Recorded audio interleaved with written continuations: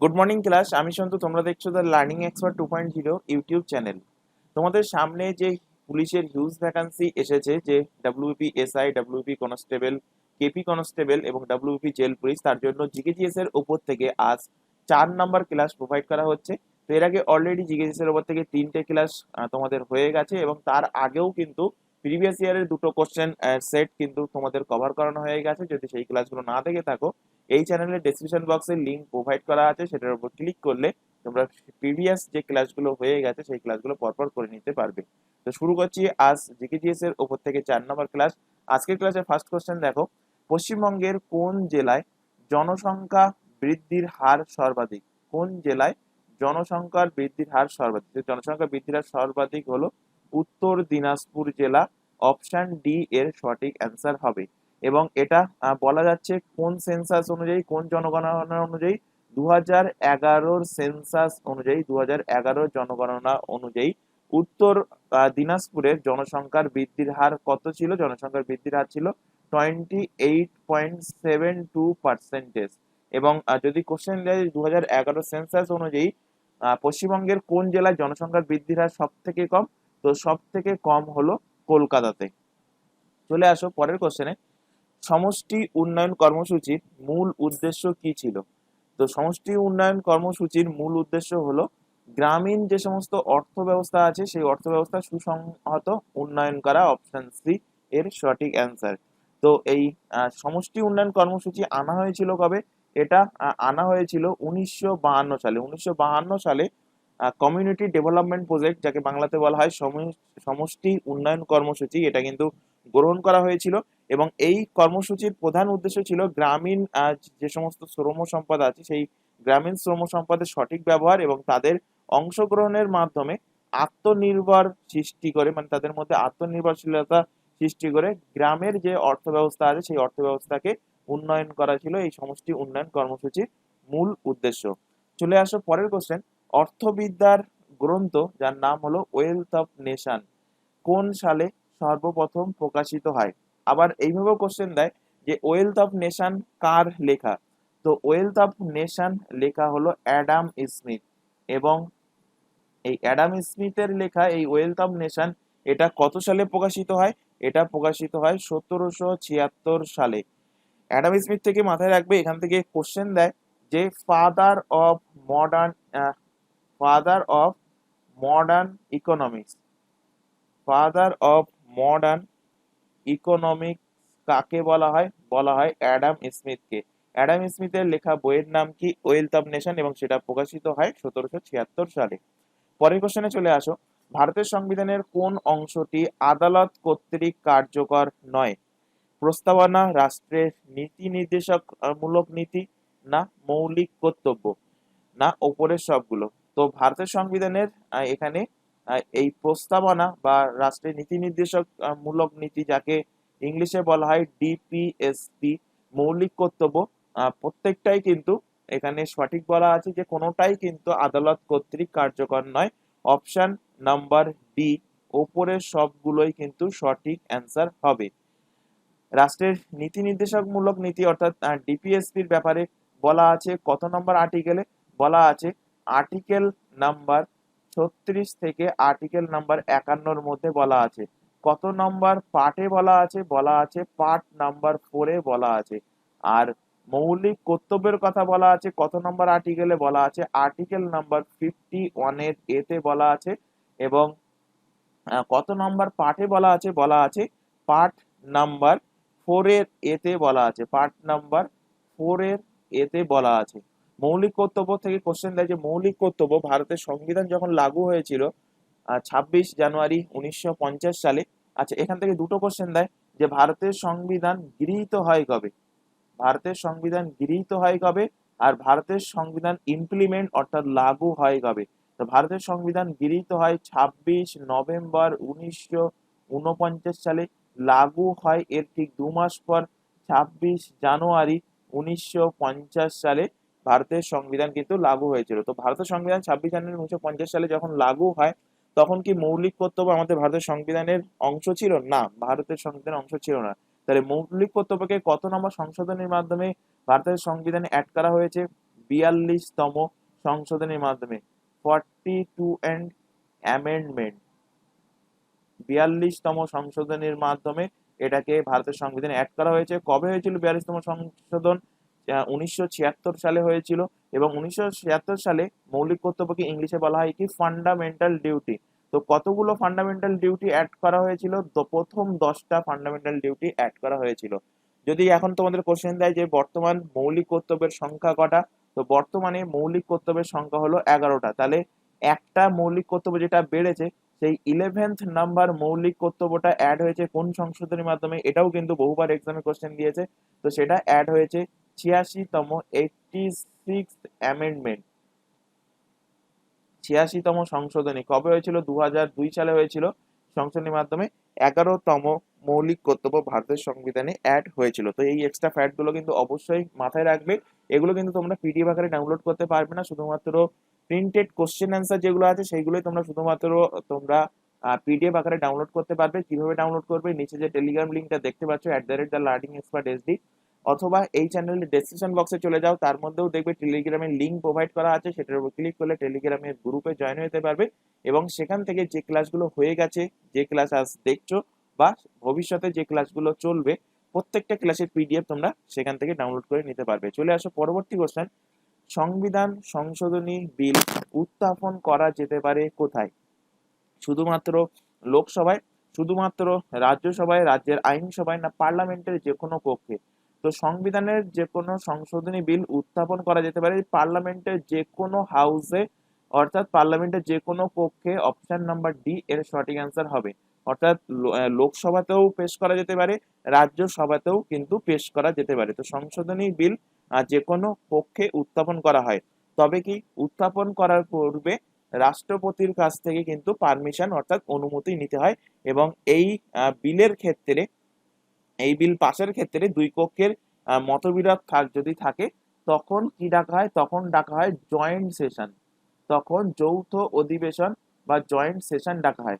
Joint session থেকে একটা question তোমাদের এক্সামে দেবে, সেটা কি? সেটা হলো জয়েন্ট সেশন ডাকে কে, আহ্বান কে করে, আর জয়েন্ট সেশনটা পরিচালনা কে করে? এই দুটো কিন্তু বহুবার এক্সামে কোশ্চেন দিয়েছে, ম্যাক্সিমাম ক্যান্ডিডেট ভুল করে। জয়েন্ট সেশন ডাকে হলো রাষ্ট্রপতি, প্রেসিডেন্ট ডাকে, প্রেসিডেন্ট আহ্বান করে জয়েন্ট সেশনের। কিন্তু পরিচালনা কে করবে? পরিচালনা করবে লোকসভার স্পিকার, অর্থাৎ স্পিকার অফ লোকসভা, লোকসভার স্পিকার কিন্তু পরিচালনা করবে। আচ্ছা, এখানে সংবিধানের বিল সম্বন্ধে যদিও কোশ্চেনটা আছে, এখান থেকে আরেকটা কোশ্চেন তোমাদের এক্সামে দেয়, সেটা হলো মানি বিল। মানি বিল পার্লামেন্টের কোন কক্ষে বা সংসদের কোন কক্ষে উত্থাপিত হয়? তো মাথায় রাখবে, মানি বিল শুধুমাত্র সবসময় কিন্তু লোকসভাতেই উত্থাপিত হবে। মানি বিল, অর্থ বিল পরে লোকসভার সেখানে বহুমত পাশ হওয়ার পর সেটাকে রাজ্যসভায় পাঠানো হয়, রাজ্যসভার কাছে 14 দিন থাকে, তারা পাশ করুক বা না করুক, 14 দিন পরে কিন্তু আবার মানি বিল রিটার্ন আসে। চলে আসো পরের কোশ্চেন। আচ্ছা, এখানে একটা ছোট ইনফরমেশন তোমাদের প্রোভাইড করা আছে। তোমরা এখন যে ক্লাসটা দেখছো পুলিশ স্পেশাল, যার মধ্যে jail police, WP constable, SI, KP constable সবকিছু ইনক্লুড আছে।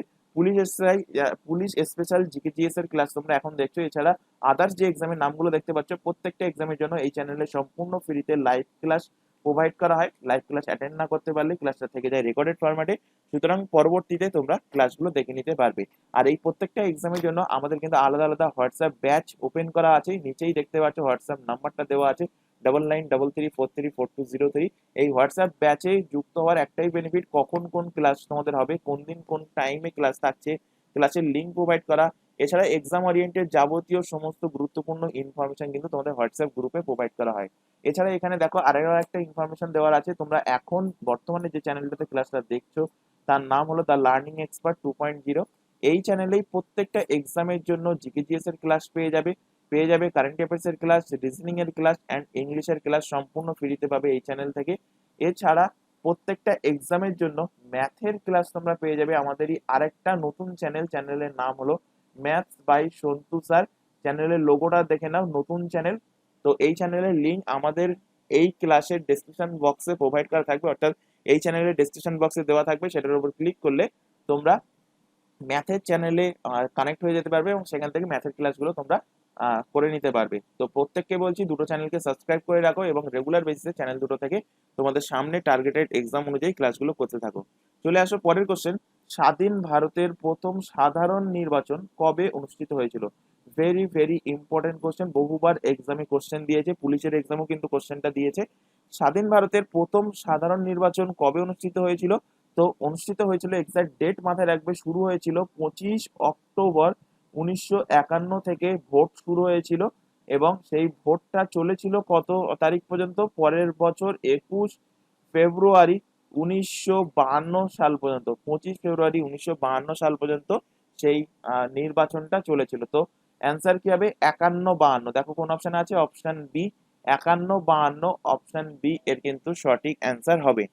আর এখানে যেহেতু ভারতের প্রথম সাধারণ নির্বাচনের প্রসঙ্গ এসছে, এখান থেকে রিলেট করো যদি কোশ্চেন দেয় যে ভারতের প্রথম চিফ ইলেকশন কমিশনার কে ছিল? First chief election commissioner, first chief election কমিশনারের নাম কি ছিল? তো ভারতের প্রথম চিফ ইলেকশন কমিশনার কে ছিলেন? চিফ ইলেকশন কমিশনার ছিলেন সুকুমার সেন। কে ছিলেন? সুকুমার সেন ছিলেন ভারতের প্রথম চিফ ইলেকশন কমিশনার। আর যদি কোশ্চেন দেয় এখন অ্যাট প্রেজেন্ট ভারতের চিফ ইলেকশন কমিশনারকে, at present chief election commissioner of India, ECI full form হলো কি? ইলেকশন কমিশনার অফ ইন্ডিয়া কে?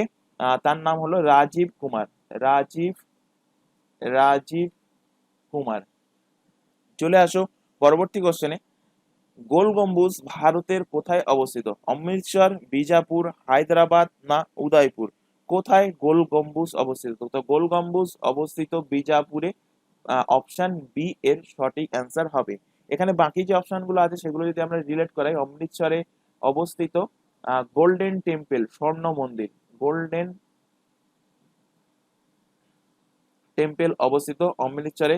হায়দ্রাবাদে অবস্থিত চার মিনার। কোশ্চেন দিয়েছিল তোমাদের এক্সামে, চার মিনার কোথায় অবস্থিত? তো চার মিনার অবস্থিত হায়দ্রাবাদে। উদয়পুরে অবস্থিত island palace, island island palace অবস্থিত কোথায়? উদয়পুরে। চলে আসো পরবর্তী কোশ্চেন। ক্যামাক স্ট্রিটের বর্তমান নাম কি? তো ক্যামাক স্ট্রিটের বর্তমান নাম রাখা হয়েছে অবনীন্দ্রনাথ ঠাকুর সরণি। অপশন এ এর সঠিক অ্যান্সার হবে। এবং বাকি যে অপশনগুলো আছে এগুলো কিন্তু কোনো না কোনো স্ট্রিটের নাম, যেমন লালা লাজপত রায় সরণি, এর আগের নাম কি ছিল? এর আগের নাম ছিল এলগিন রোড। এর আগের নাম ছিল এলগিন রোড। বিপ্লবী রাসবিহারী বোস রোড, এর আগে নাম ছিল ক্যানিং স্ট্রিট। ক্যানিং ক্যানিং স্ট্রিট। আর বিনয় বাদল দীনেশ বাগ এই রোডটার আগে নাম কি ছিল? আগে ছিল ডালহৌসি স্কোয়ার, ডালহৌসি স্কোয়ার। তো তোমরা 2022 সালের যে ডাব্লিউবিসিএস এর এক্সাম হয়েছিল সেই এক্সামটা যদি ফলো করে থাকো, প্রিভিয়াস ইয়ারের কোশ্চেন যদি দেখে থাকো, সেখানে দেখবে এরকম রোডের ওপর থেকে কিন্তু কোশ্চেন দিয়েছিল। তো সেই কারণে কিন্তু কোশ্চেনটা রাখা হয়েছে। তো চলে আসো পরের কোশ্চেন। ইউনাইটেড আরব আমিরেটের অর্থাৎ ইউএই এর কারেন্সির নাম কি? মুদ্রার নাম কি? তো ইউএই এর কারেন্সি হলো দিরহাম। অপশন ডি এর সঠিক অ্যান্সার হবে। কেডি কোথাকার? কেডি হলো ঘানা, ঘানার কারেন্সি হলো কেডি। শেকেল হলো ইসরায়েলের কারেন্সি, ইসরায়েলের কারেন্সি হলো শেকেল। আর ইয়েন হলো জাপানের কারেন্সি, জাপানের কারেন্সি হলো ইয়েন। আর চায়নার কারেন্সি কি? চায়না, চায়নার কারেন্সি হলো ইউয়ান, ইউয়ান। আরেকটা আছে রেন মিন বি, রেনমিনবি আর ইউয়ান দুটোই হলো চীনের কারেন্সি। চলে আসো পরের কোশ্চেন। স্বাধীন ভারতের প্রথম স্বাস্থ্যমন্ত্রী কে ছিলেন? তো স্বাধীন ভারতের ফার্স্ট হেলথ মিনিস্টার, প্রথম স্বাস্থ্যমন্ত্রী ছিলেন রাজকুমারী অমৃতা কর। অপশন নাম্বার ডি এর সঠিক অ্যান্সার হবে। সম্মুখন চেট্টি, এই কোশ্চেনটা কিন্তু পড়িয়েছি, মানে ভারতের first prime minister, first president, তারপর first railway minister, first defence minister, এগুলো কিন্তু যখন পড়িয়েছিলাম এর আগে, সম্ভবত ফার্স্ট ক্লাসে কিংবা কেপির, যখন কেপির যে প্রিভিয়াস ইয়ারের ক্লাসটা করেছিলাম সেখানে পড়িয়েছিলাম। তো সেগুলো থেকেই দেখো এখানে কোশ্চেন দিয়েছে। অপশন সি তে সম্মুখন চেট্টি। সম্মুখন চেট্টি ভারতের প্রথম হলেন অর্থমন্ত্রী, প্রথম ফাইন্যান্স মিনিস্টার, প্রথম ফাইন্যান্স মিনিস্টার কে ছিলেন? প্রথম ফাইন্যান্স মিনিস্টার ছিলেন সম্মুখন চেট্টি। শ্যামা প্রসাদ মুখোপাধ্যায়, ইনি ছিলেন ফার্স্ট শিল্পমন্ত্রী, ফার্স্ট শিল্পমন্ত্রী ছিলেন শ্যামা প্রসাদ মুখোপাধ্যায়।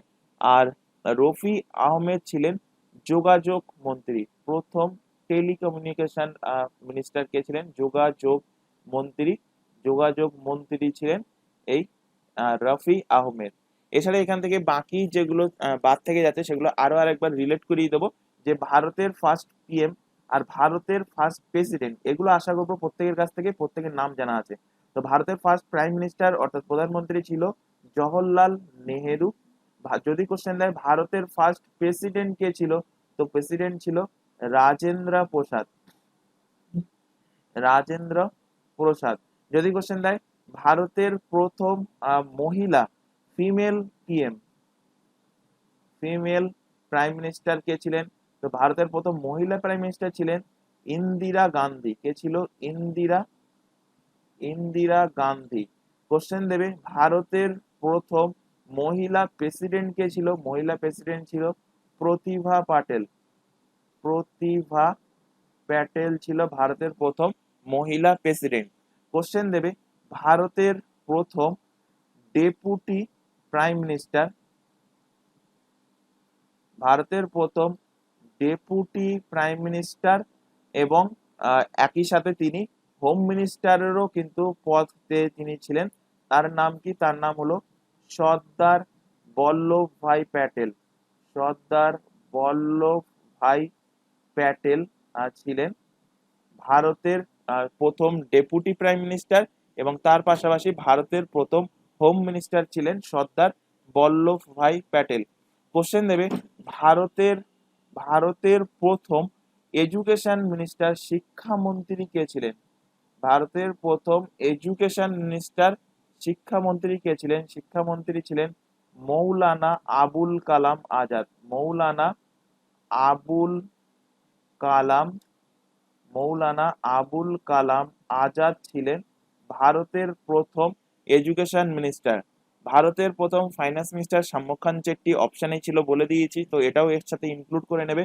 কোশ্চেন দেবে ভারতের প্রথম ডিফেন্স মিনিস্টার, ডিফেন্স মিনিস্টার কে ছিল? তো ভারতের প্রথম ডিফেন্স মিনিস্টার ছিল সর্দার বলদেব সিং, সর্দার বলদেব, সর্দার বলদেব সিং ছিলেন ভারতের প্রথম ডিফেন্স মিনিস্টার। কোশ্চেন দেবে ভারতের প্রথম ল মিনিস্টার, আইন মন্ত্রী কে ছিল? তো ভারতের প্রথম ল মিনিস্টার ছিল বি আর আম্বেদকর, বি আর আম্বেদকর ছিল ভারতের প্রথম ল মিনিস্টার। কোশ্চেন দেবে ভারতের প্রথম রেলওয়ে মিনিস্টার, ভারতের প্রথম রেলওয়ে মিনিস্টার কে ছিল? তো রেলওয়ে মিনিস্টার ছিল জন মাথাই, জন মাথাই ছিল ভারতের প্রথম রেলওয়ে মিনিস্টার। তো এই ভারতের প্রথম কোন মিনিস্টার কে কে ছিল, এখান থেকে কিন্তু বহুবার এক্সামে কোশ্চেন দিয়েছে, এগুলো কিন্তু খেয়াল রাখবে।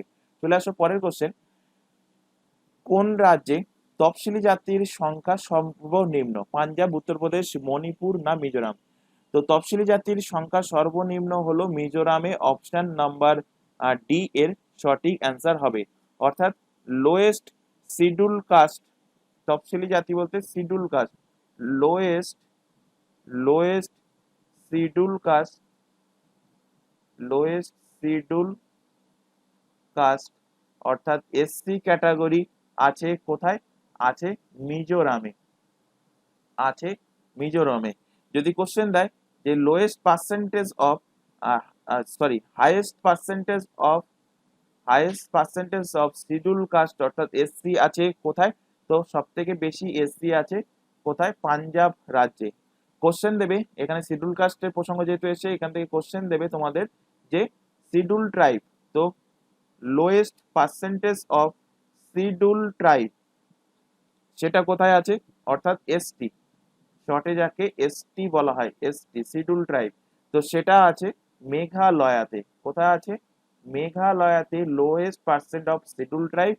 আর যদি কোশ্চেন দেয় যে highest percentage of schedule tribe সেটা কোথায় আছে? সেটা আছে মধ্যপ্রদেশে, এমপিতে আছে highest percentage of schedule tribe.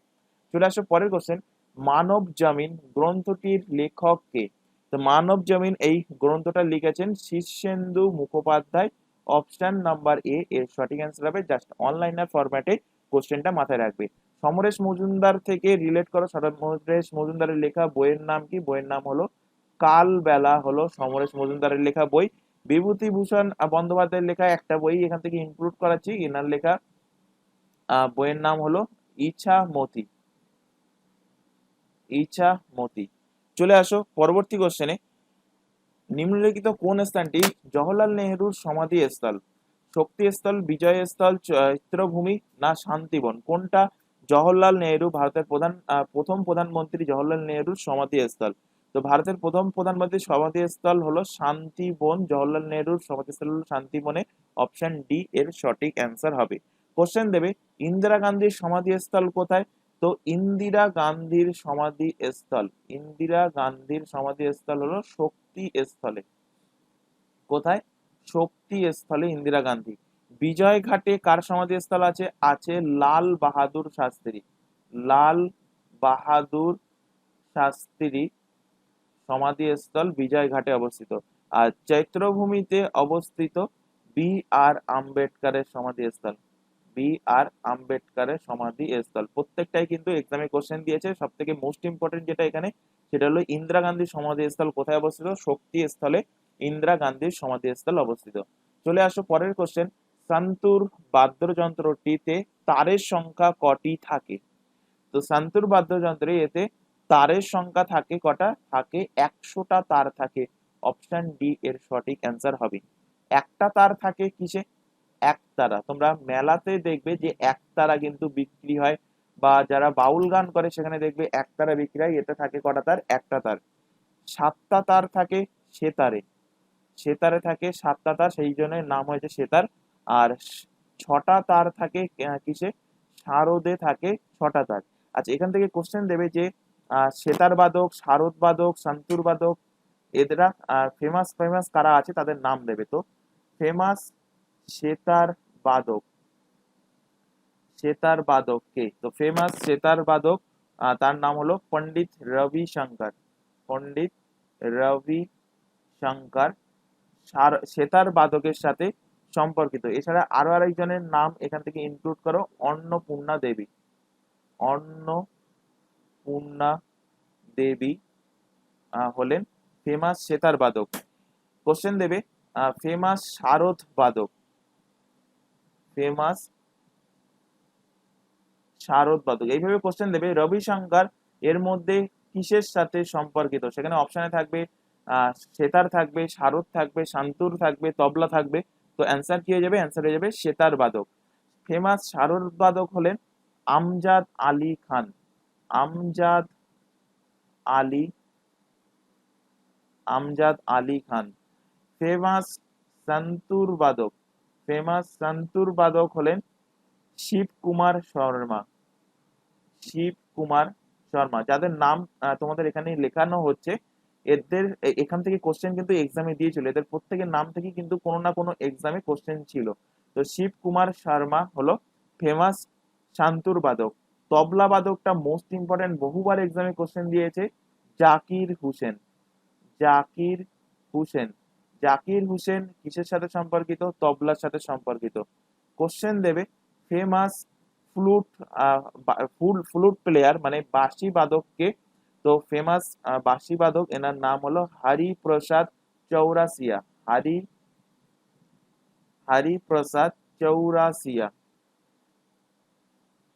Hariprasad Chaurasia. চলে আসো পরের কোশ্চেন, কিনান স্টেডিয়াম কোথায় অবস্থিত? তো এরকম অড টাইপের কোশ্চেন তোমাদের এক্সামে দিতে পারে। তো কিনান স্টেডিয়াম এটা অবস্থিত জামশেদপুরে।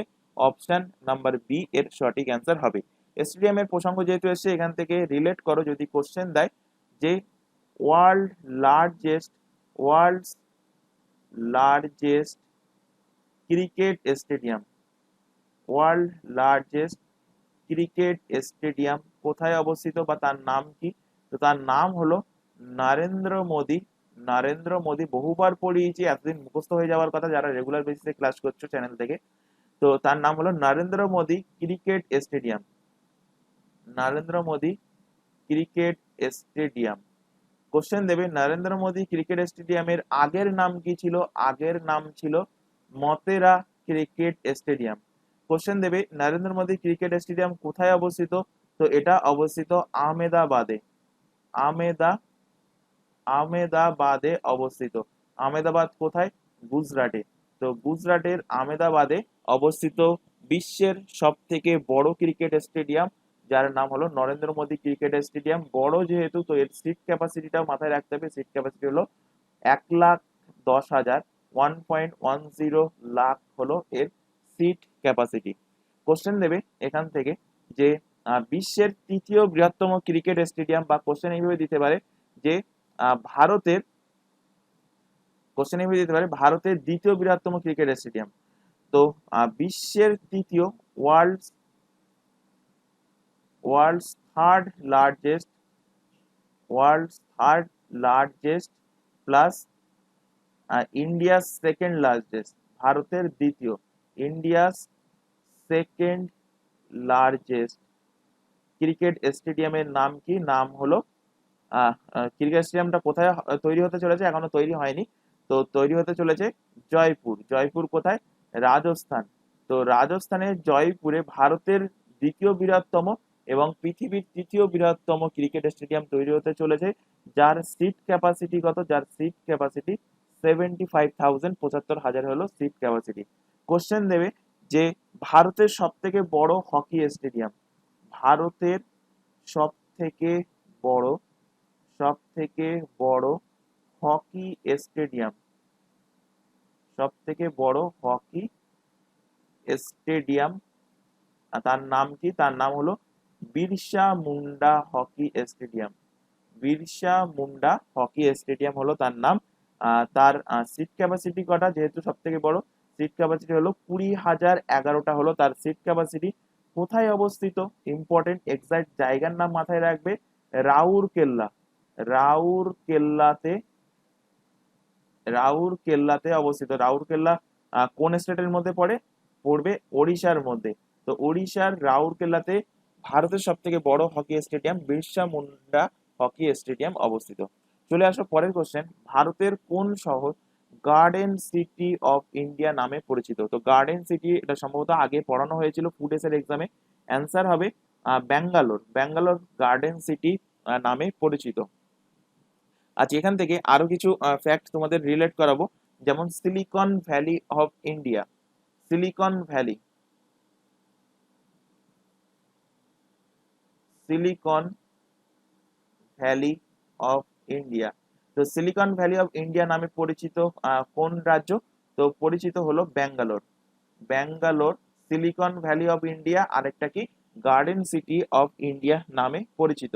কোশ্চেন দেবে তোমাদের যে city of joy, city of joy, বা দেবে city of palace. City of joy বা সিটি অফ প্যালেস কোন কোন শহরকে বলা হয়? বলা হয় কলকাতা শহরকে।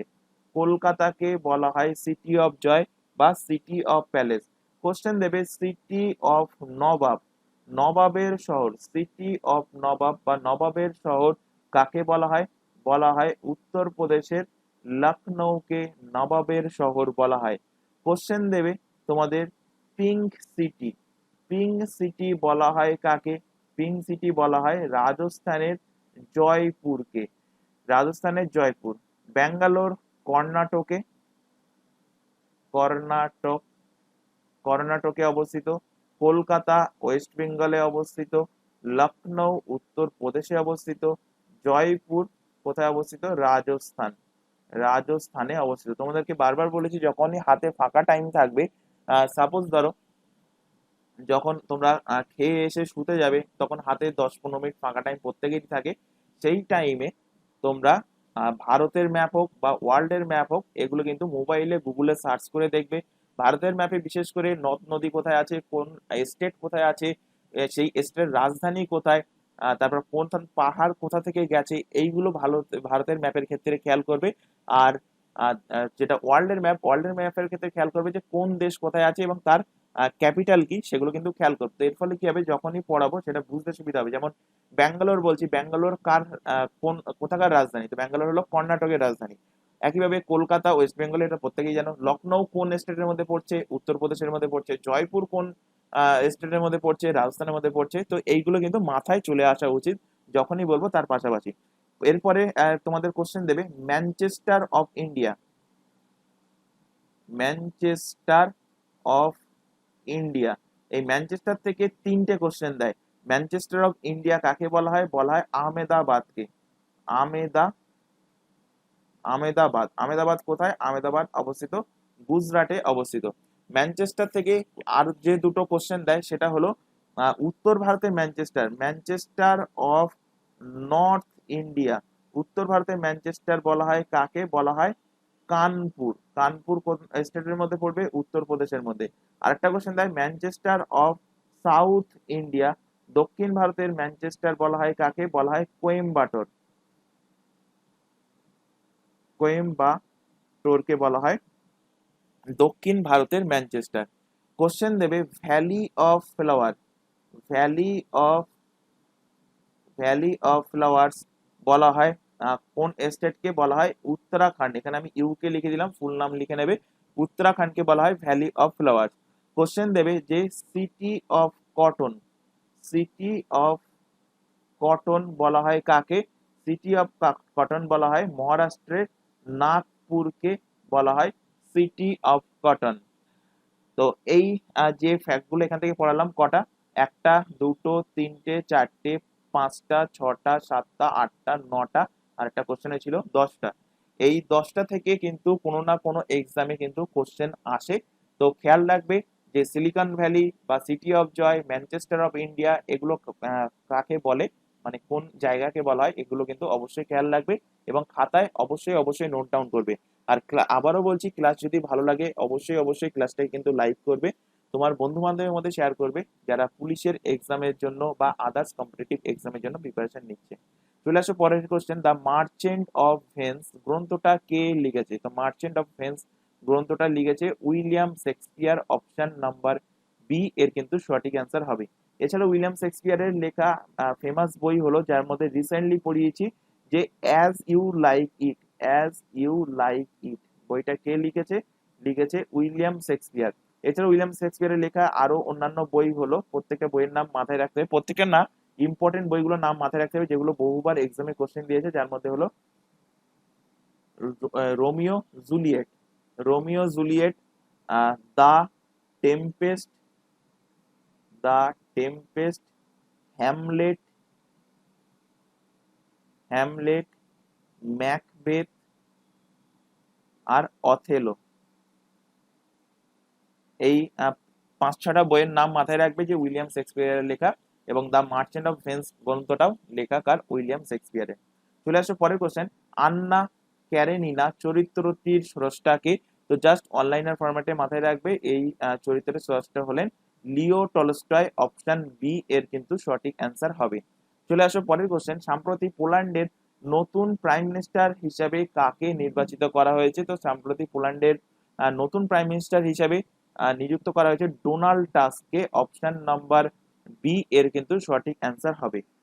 এখান থেকে রিলেট করো, পোল্যান্ডের ক্যাপিটাল কি? পোল্যান্ডের রাজধানী কি? পোল্যান্ডের রাজধানী হলো ওয়ারসা। ওয়ারসা হলো পোল্যান্ডের রাজধানী। চলে আসো পরের কোশ্চেন এবং আজকের ক্লাসের last question. Kathakali dance theatre a visual narrative of straight India mime শিরোনামে এই বইটা লিখেছেন কে? তো এই বইটা লিখেছেন K K Gopal Krishnan. Option C এর সঠিক অ্যান্সার। যেহেতু রিসেন্ট বই, সেই কারণে কিন্তু মাথায় রাখতে হবে যে ফেমাস ফেমাস কোনো লেটেস্ট বই বার হলে সেখান থেকে কিন্তু এক্সামে কোশ্চেন দেয়। তো জাস্ট অনলাইনের ফরম্যাটে মাথায় রাখবে কথাকালি ড্যান্স থিয়েটার, এইটুকু মাথায় রাখবে, বেশি না, এইটুকু।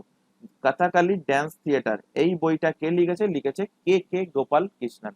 তো আশা করি আজকের ক্লাসে যে 20টা কোশ্চেন করানো হলো প্রত্যেকটা কোশ্চেন তোমাদের ক্লিয়ার হয়েছে। যদি কোথাও কোনো কোশ্চেনে ডাউট থাকে অবশ্যই সেটা কমেন্ট বক্সে কমেন্ট করে জানাবে।